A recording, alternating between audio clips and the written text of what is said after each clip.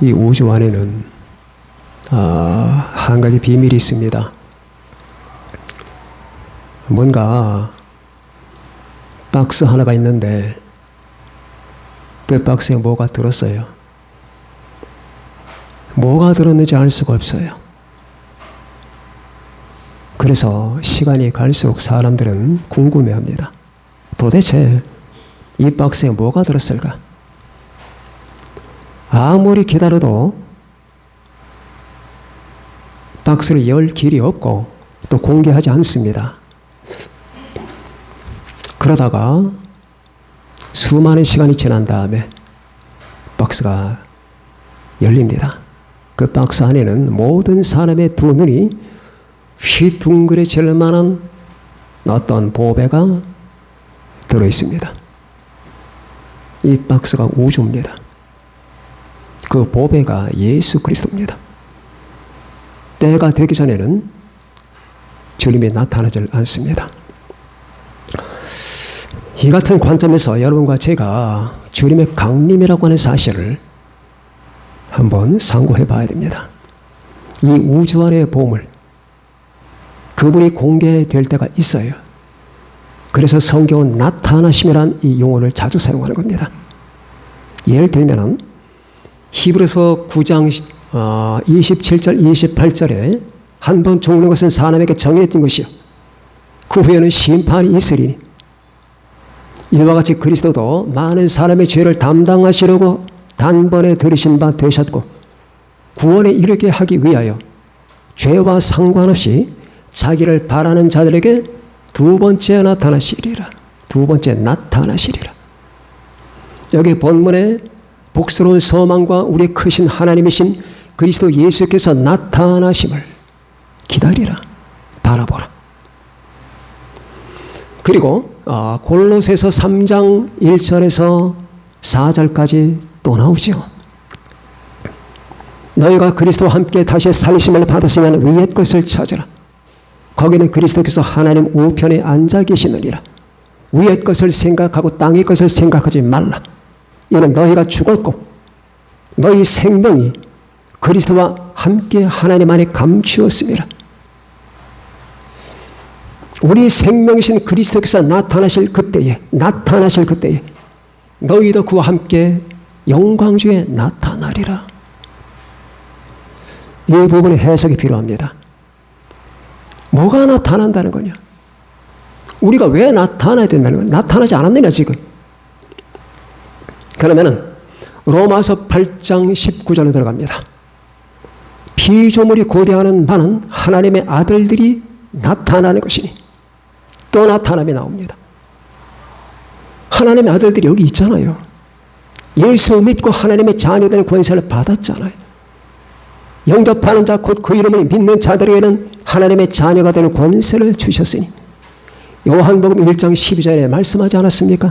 그러면은 여러분과 제가 예수 믿고 예수 그리스도 안에서 말씀과 성령을 거듭나 하나님의 생명을 받았다면 하나님의 자녀가 된 것이며 그럼 하나님의 자녀가 여기서 됐지 하늘에서 된 건 아니잖아요. 여기서 하나님의 자녀들이 나타났잖아요. 그게 아닙니다. 오늘 저는 여러분에게 이 역사의 마지막 비밀을 말씀드리고자 합니다. 주님께서 떠나시기 전에 다락방 강화를 시작하실 때 하신 말씀이 이겁니다. 너희는 마음에 근심하지 말라.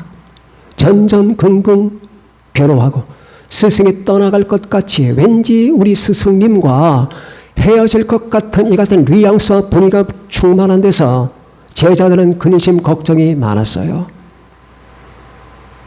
아니 이게 뭐야? 이 분위기가 도대체 뭘 말하는 거지? 왜 저분은 우리와 헤어질 것 같이 말씀하시냐고. 계속 여기 계실 거 아니야. 그게 아니었습니다. 주님은 하늘에서 왔다가 다시 아버지 품으로 돌아가십니다. 그때 마음에 근심하지 말거라. 염려하지 말아라. 두려워하지 말고 뒤숭숭해하지 말아라. 하나님을 믿지? 그럼 또 나를 믿어라. 자, 여기서 위대한 우리 주의 선포가 나타납니다. 나를 믿어라. 사람은 이런 말 할 수가 없어요.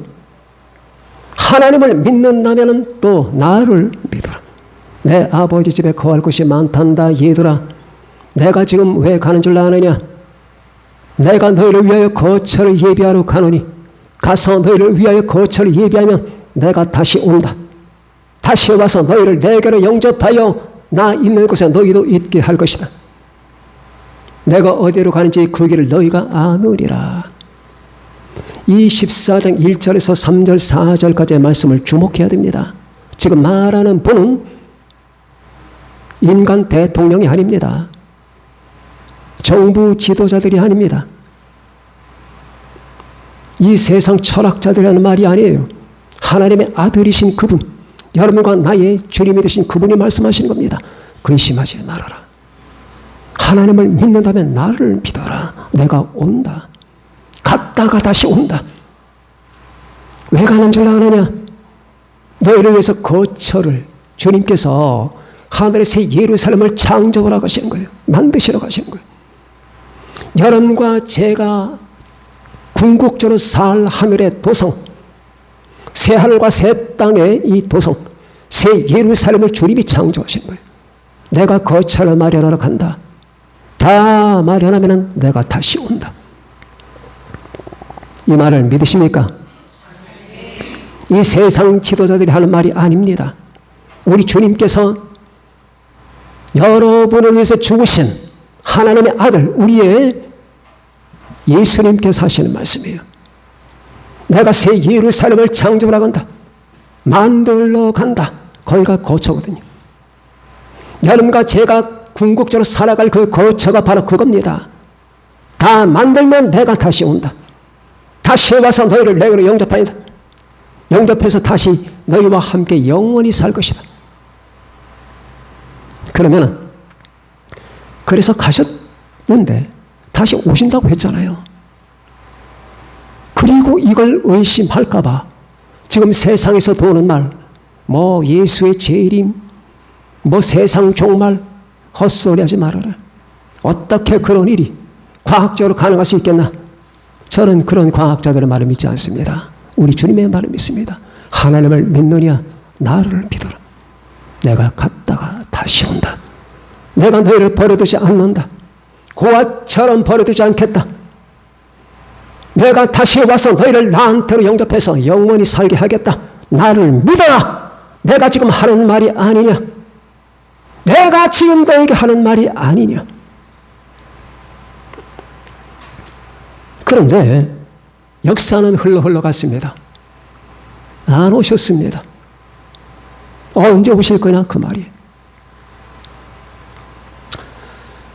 그래서 초대교회 사람들이나 역사를 통하여 존재해왔던 많은 크리스찬들은 바로 이 디도서의 말씀을 바라보았습니다.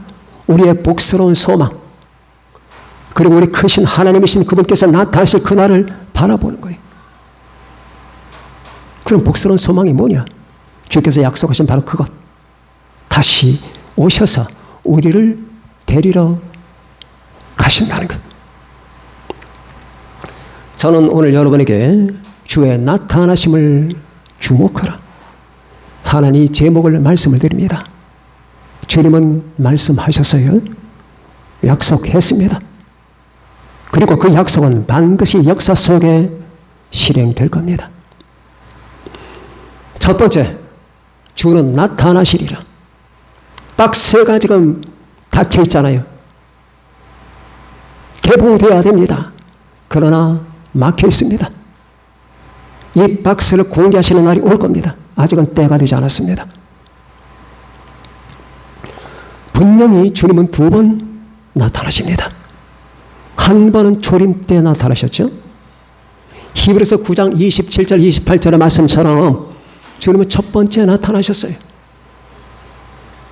그리고 죄와 상관없이 인간을 구원하기 위해서가 아니라 자기를 바라는 자들에게, 사모하는 자들에게, 주님을 끝없이 갈망하고 기다리는 사람들에게 주님은 2번째 나타나신 거예요.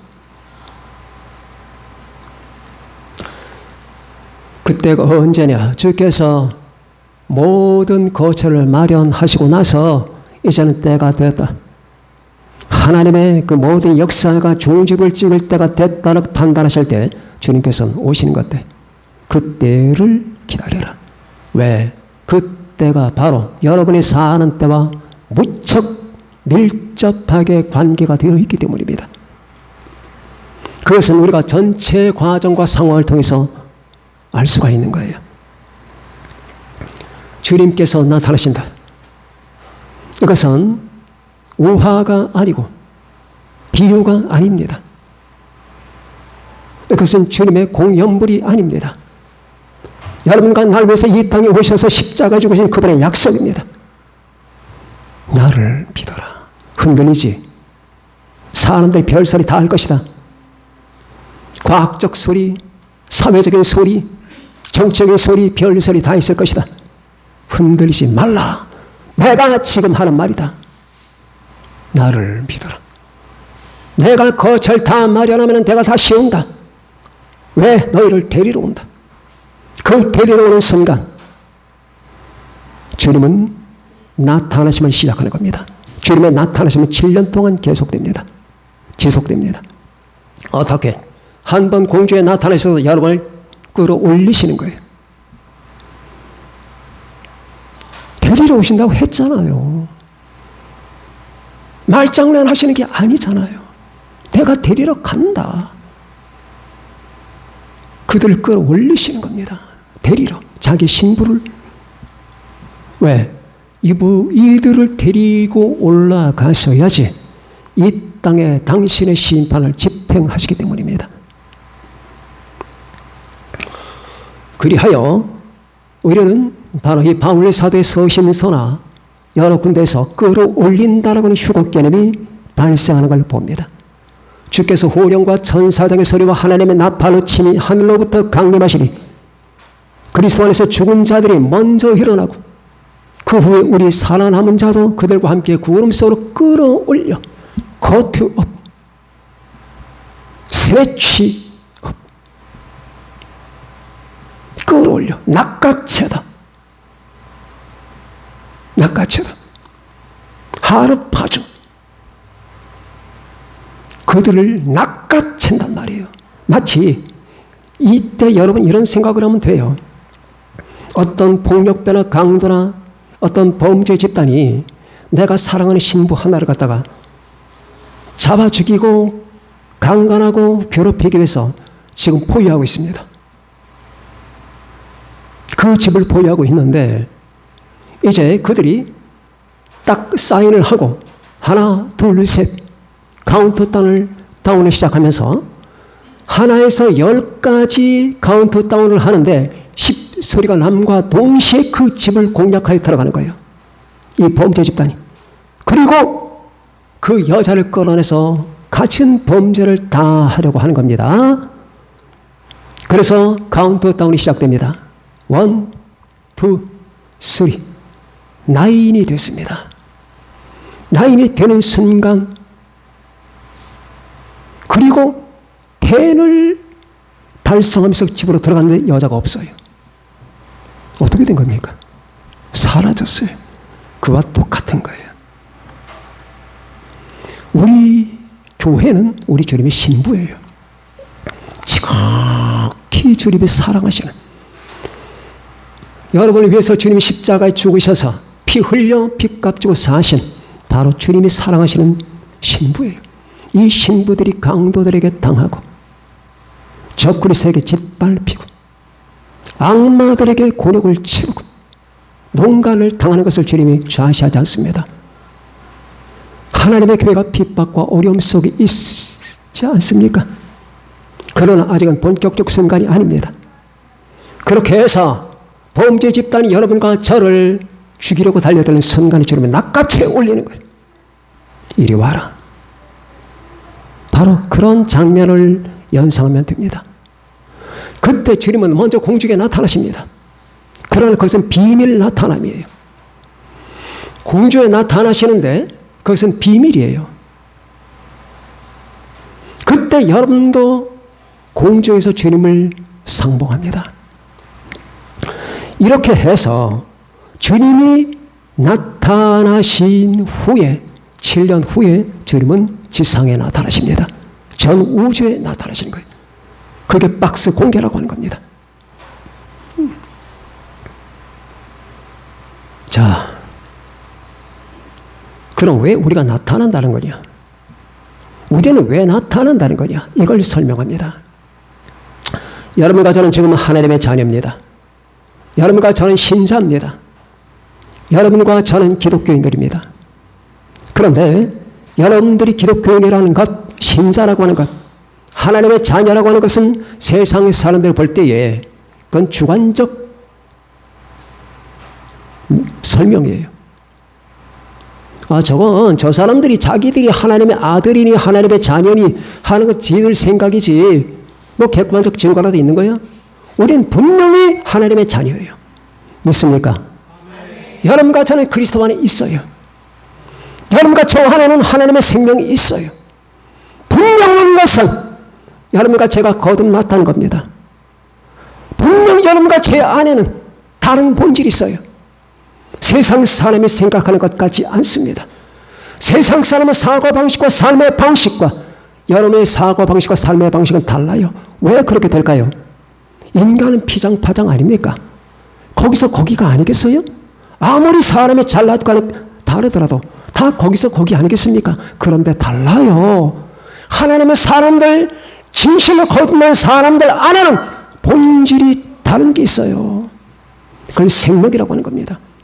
하나님의 생명이 있어요. 이 생명 때문에 나 자신도 내 멋대로 마음대로 못하는 거예요.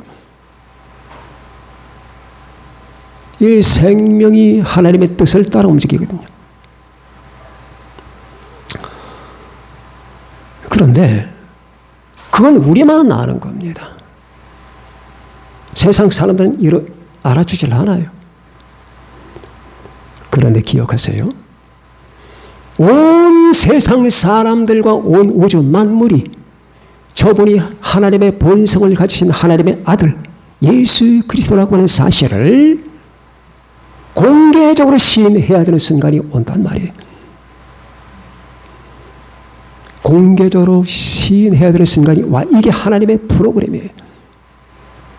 그때 주님이 먼저 공중에 오시고 나서 우리가 그분께로 갑니다. 그리고 이 사건은 비밀스러운 거예요. 아직 공개적인 게 아닙니다. 그리고 시간이 지난 다음에 이 세상의 때가 무르익게 되면은 이 세상 환란과 심판이 끝나게 되면 주님이 여러분을 데리고 지상에 강림합니다. 그러면 그때 공중에 보이는 저 하나님의 아들과 그 하나님의 아들에게 붙어있는 여러분과 제가 이 우주 안에 주관적이 아니라 객관적 실체로서 드러나게 됩니다. 저들이 누구야? 도대체 저 사람들 뭐야? 저 휘황찬란한 신적 권위가 충만한 분이 예수님이라는 건 인정하자. 그런데 저들과 같이 오는 분은 누구란 말이에요? 그게 바로 하나님의 아들들이에요. 이젠 부정할 길이 없잖아요. 왜? 여러분과 제 몸이 주님처럼 변했기 때문입니다.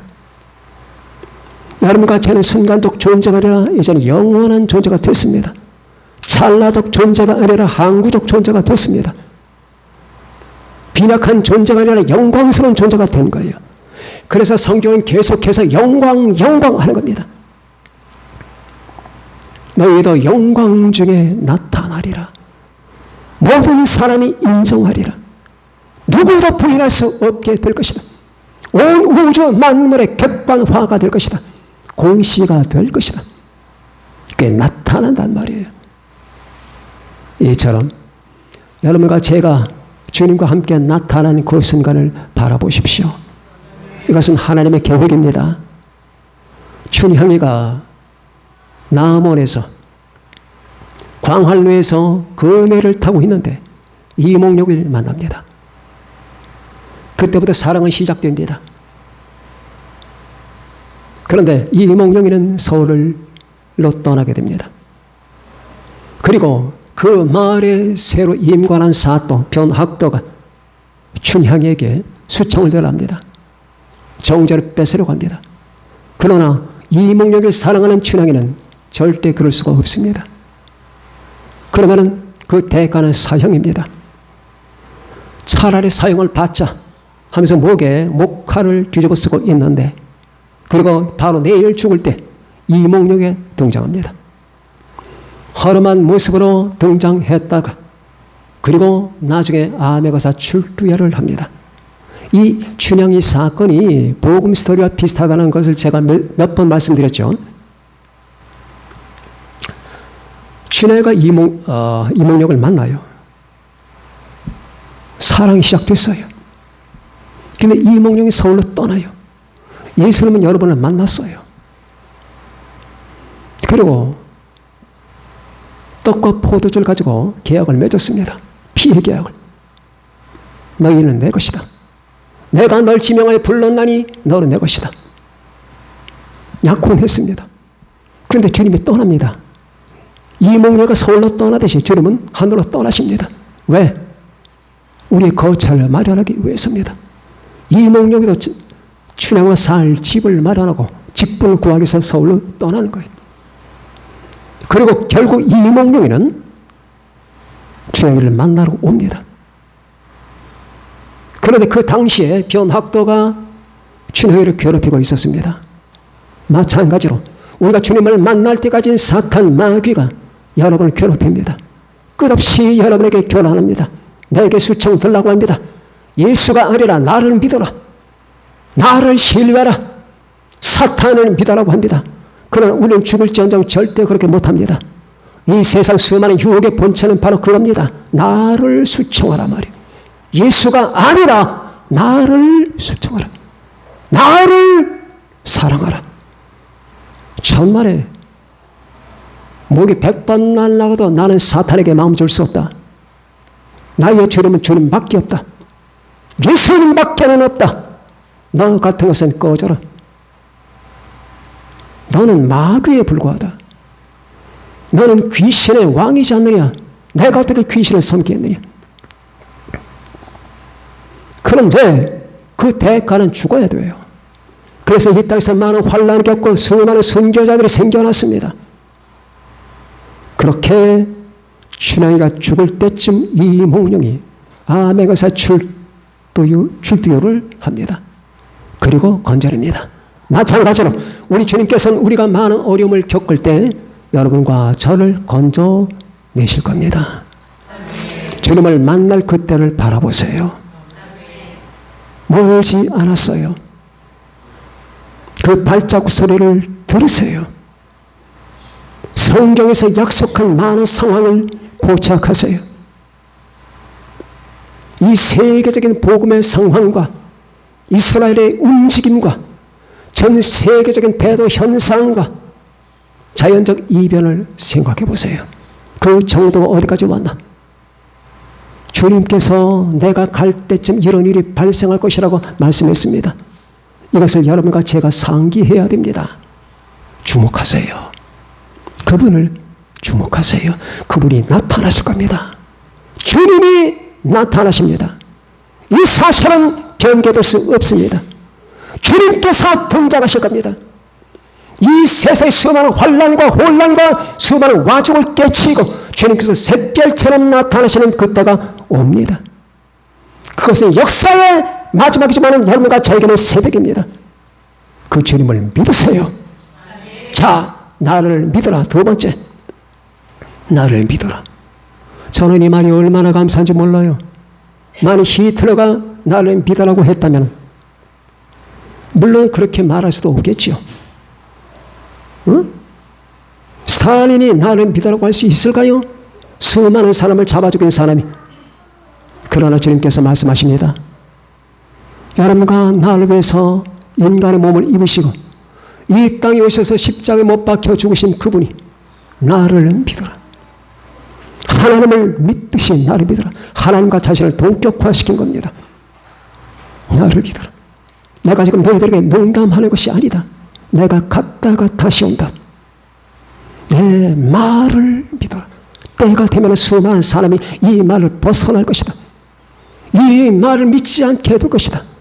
인자가 올 때 세상에서 믿는 자를 보겠느냐? 아, 그 말이었구나. 내가 올 때에 수많은 사람이 나를 배반한다. 안 믿는다. 나의 강림과 재림을 불신한다. 그러나 지금 내가 하는 말이다. 나는 갔다가 다시 온다. 너희를 데려가기 위해서 온다. 하나님을 믿으니 또 나를 믿으라. 이 말. 이 얼마나 위대한 말입니까? 아, 그래. 이 세상 것들이 다 변해도 나는 주님을 믿습니다. 이 세상의 수많은 유행과 풍조들이 조변석기 하지만 나는 당신의 말을 믿습니다. 나는 나를 못 믿습니다. 그러나 당신을 믿습니다. 우리 주님을 믿읍시다. 이 세상 뉴스 믿지 맙시다. 이 세상의 정당들 싸움 믿지 맙시다. 이 세상의 이데올로기 믿지 맙시다. 공산주의, 자본주의 믿지 맙시다. 여러분이 믿는 것은 바로 삼위일체 하나님 그리고 이 복음입니다. 언젠가 버스를 타고 어디를 갔다 오는데 제 앞좌석 뒷면에 이런 글이 써 있어요. 광고 글인데 어느 치과에서 갖다 붙인 글입니다. 저는 항상 이 자리에 있겠습니다. 아, 그 별스럽지 않은 말이 아주 은혜스러워요. 저는 항상 그 자리에 있겠습니다. 그리고 그 말 앞에 의사가 가운을 입고 서 있습니다. 이 말, 젊은 의사가 여러분들이 내가 필요할 때 나는 여러분의 필요에 상응하겠습니다. 여러분의 필요를 몰라나는 사람이 되지 않겠습니다. 난 여러분의 필요에 맞는 사람이 되겠습니다. 그런 뜻 아니겠습니까? 그 말도 그런데 그 말도 아름다운데 주님께서 하신 말씀 봅시다. 주님은 살아 계실 때에 내가 이 인류를 위해서 십자가에 못 박힌다고 했습니다. 그리고 그렇게 됐습니다. 약속 성취되지요. 3일 만에 부활한다고 말씀했습니다. 3일 만에 부활하셨습니다. 내가 살아난 후에 너희보다 먼저 갈릴리로 갈 것이다 말씀했습니다. 그리고 갈릴리로 가셨습니다. 그리고 40일 만에 승천하셨습니다. 그리고 내가 떠나간 후에 얼마 후에 내가 하나님의 성령을 부어줄 것이다. 그리고 결국 오순절날 마가의 다락방에 하나님의 성령이 임하셨습니다. 어떤 것 하나 약속 안 이루어진 거 있나요? 어떤 것 하나 주님께서 시원한 것 있나요? 없죠. 성경 보시면 모든 하나님의 약속은 시건이 없습니다. 그 시건치 않는 분 이런 말을 했습니다. 세상 끝날까지 너희와 항상 함께 있으리라. 그리고 내가 다시 온다. 너희를 데리러 온다. 너희를 구하처럼 내버려 두지 않겠다. 세상에서는 너희가 환난을 당하나 담대하라. 내가 세상을 이겨온노라. 요한복음 16장 33절에 말씀하지 않았습니까? 환난을 당하나. 환난을 당할 것을 전제했습니다. 대환난을 말하는 게 아니라 일반 어려움을 얘기하는 것이죠. 그렇다면 치과 의사의 그 말이 그렇게 아름답다면, 그리고 그 말이 신빙성이 있다면 우리의 주 예수 그리스도의 말씀은 어떨까요? 믿으십니까? 우리 주 예수님을 믿습니까? 주여, 당신을 믿습니다. 난 당신을 믿는 이 밑바탕 위에 서 있습니다. 이게 허물어지면 난 다 망합니다. 오 주여, 당신의 말씀을 믿습니다. 바로 이겁니다. 주께서 나타나시리라. 그리고 우리가 의심할까봐 나를 믿으라. 의심이 되느냐? 흔들리느냐? 때때로 괴롭느냐? 내 약속이 안 지켜질까봐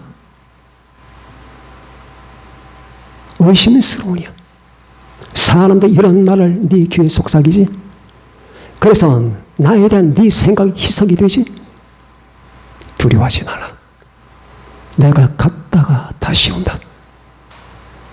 내가 너희들이 거할 거처를 다 마련하면 내가 다시 오겠다.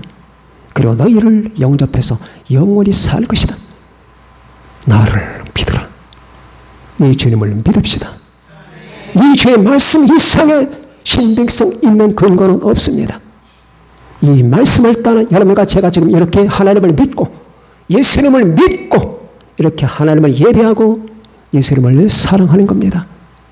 언제나 여러분과 제가 이 말씀 주께서 나타나시리라 그것을 주목하고 사모하고 주님의 나타나심을 동정하고 거기에 항상 관심을 기울이는 여러분과 제가 되시기를 예수님의 이름으로 부탁드립니다. 믿으시면 모두 아멘 합시다. 기도하겠습니다.